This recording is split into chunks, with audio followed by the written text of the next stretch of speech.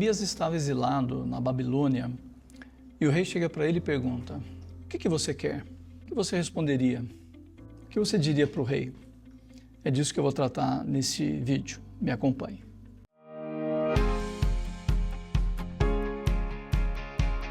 Bem-vindo à Bíblia, é um jeito diferente de ler. Eu sou o João Leonel.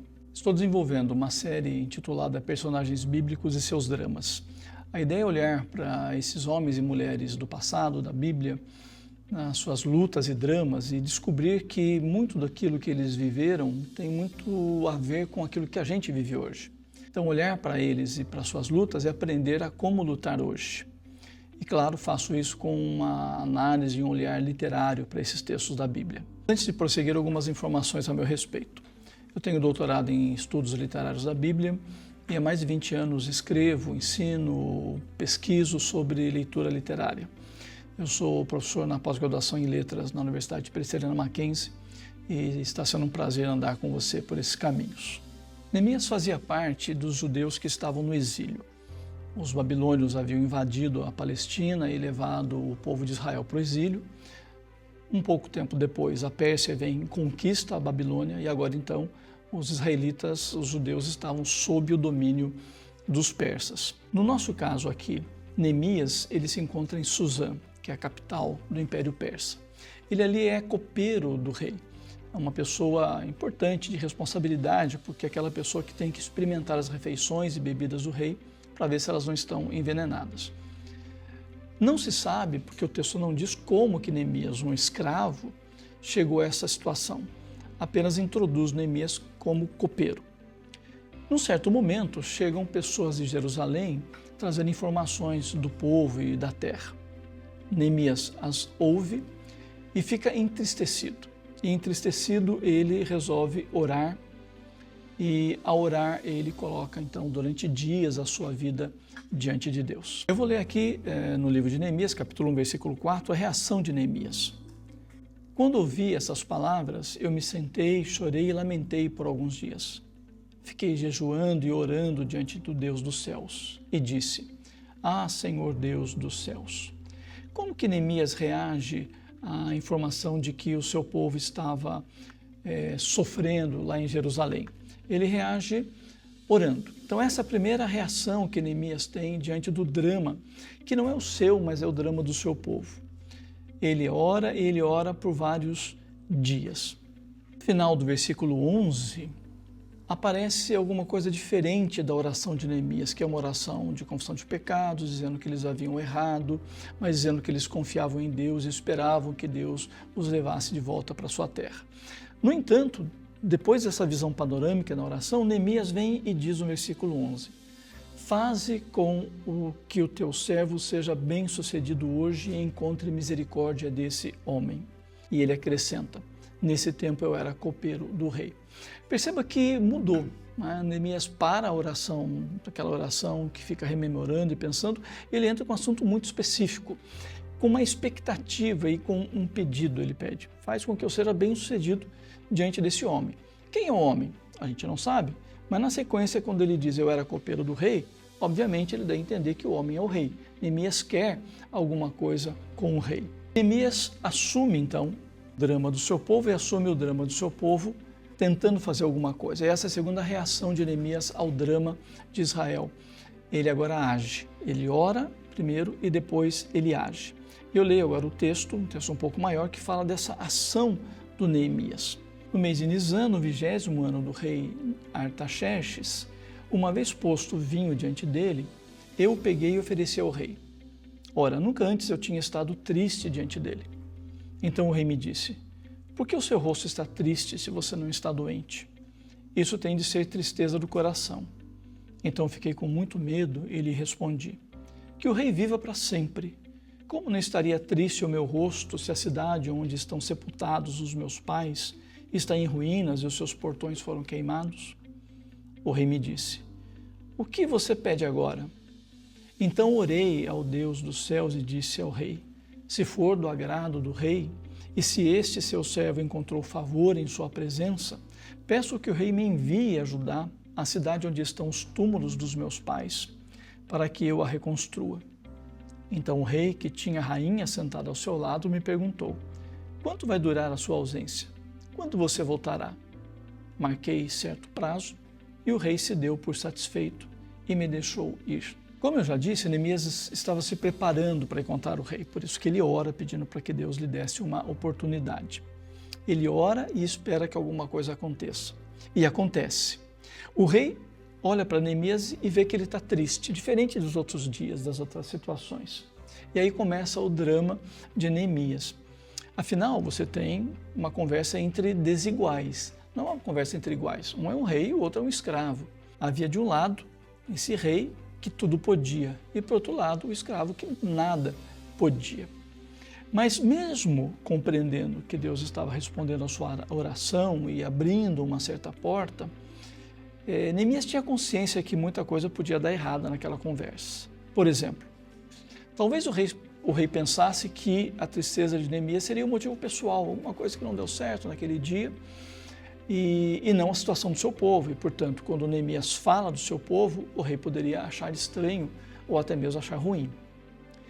O rei poderia achar que a fala de Neemias, quando diz que o seu povo está sofrendo, fosse uma crítica à política do rei, porque, obviamente, se o povo dele estava lá daquele jeito, é porque o rei permitia que isso acontecesse. Além disso, o rei poderia julgar que Neemias não deveria se envolver com questões políticas, porque, obviamente, essa fala de Neemias de que seu povo está sofrendo e tal, é uma questão política, e o rei poderia não gostar. Vejam, se o rei achasse que Neemias era inconveniente, o rei poderia, inclusive, puni-lo. Qualquer tipo de punição. Então esse é o drama de Neemias. O que fazer? Como é que responde o rei? Fica quieto, desconversa ou fala diretamente? Neemias resolve falar com o rei. Ele é direto e ele diz: a minha tristeza provém do sofrimento do meu povo.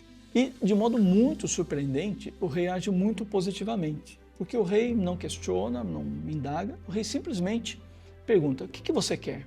O que você quer, Neemias? E, de novo, Neemias pode ter ficado em dúvida, porque ele poderia pensar que o rei estava testando, fazendo um teste com ele.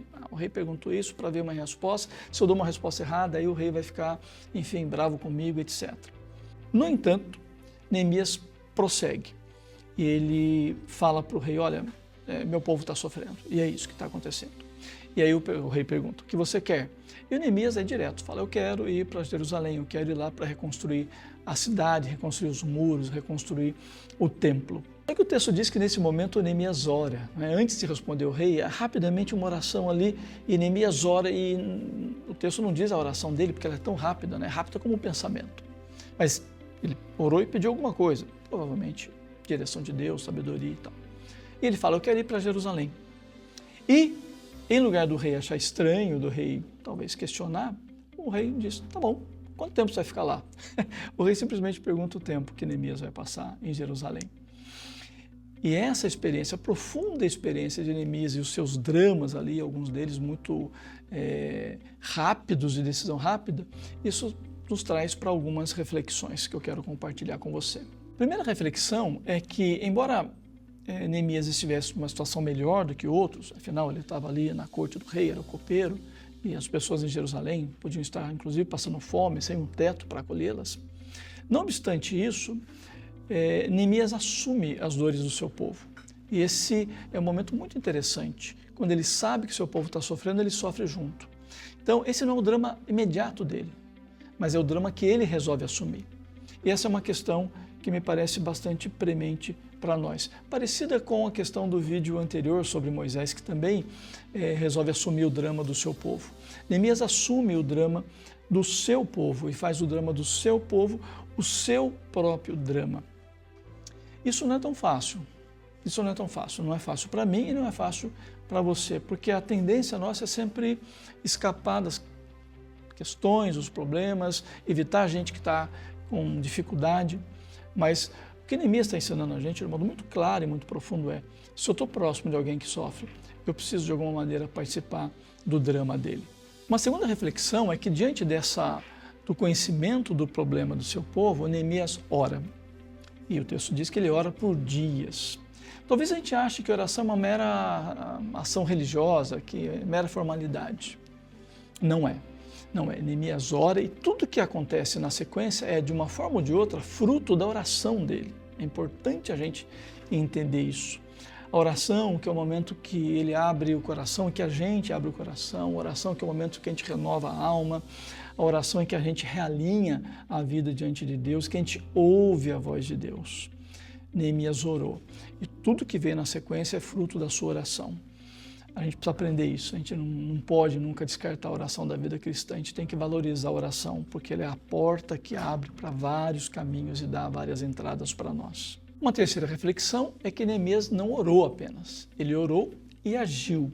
Ele viu a possibilidade de agir. Ele ora já nessa oração primeira, pedindo para que Deus lhe dê uma oportunidade com o rei. Quando surge a oportunidade, o rei pergunta o que está acontecendo, ele naquele momento ora também para que ele consiga levar adiante, ter coragem para falar com o rei. Ele sentiu medo? Claro que sentiu, mas apesar do medo ele não fugiu, ele não retornou, ele permaneceu no seu propósito. Não, ele tinha orado e agora essas portas que se abriam, ele tinha consciência que era fruto da sua oração. Ele foi sincero com o rei e não teve medo disto. Afinal, quem está na presença do Rei dos Reis não teme estar na presença de um rei da terra. A reflexão é: o que Neemias pede? Quando o rei pergunta: o que você quer? Neemias fala para ele: olha, eu quero que você mande reconstruir a cidade, quero que você mande gente lá para fazer tudo. Não. Neemias fala: eu quero ir para lá. Eu quero ir para lá para fazer essa reconstrução. Ele ora por Jerusalém, mas agora ele vai para Jerusalém para fazer as coisas. Toda oração gera uma ação, essa é a grande verdade. Toda oração gera uma ação. Ação de Deus e muito provavelmente Deus exigindo uma ação nossa. Oração e ação se unem. A gente não pode esquecer disso. E a gente precisa lembrar que em muitos momentos a resposta da nossa oração pode ser nós mesmos. A gente pode pedir para que Deus faça, e aí Deus responde dizendo: faça você com a minha direção e com a minha força. Lembre sempre disso. Tornando a questão inicial desse vídeo, que fala do drama de Neemias, Neemias teve um drama, primeiro, diante do seu povo, assumindo o drama do seu povo, mas ele teve um drama intenso diante do rei. Ele pediu, Deus atendeu, e agora? O rei fala com ele o que você quer, e ele tem que responder. Ele resolve ser sincero, resolve ser direto com o rei. Então eu quis mostrar e mostrei para vocês nesse vídeo que assim acontece com a gente também. A gente ora e a gente age. A gente não pode orar e não agir. E agir sem oração é sempre muito arriscado. Os nossos dramas se resolvem com oração e com ação.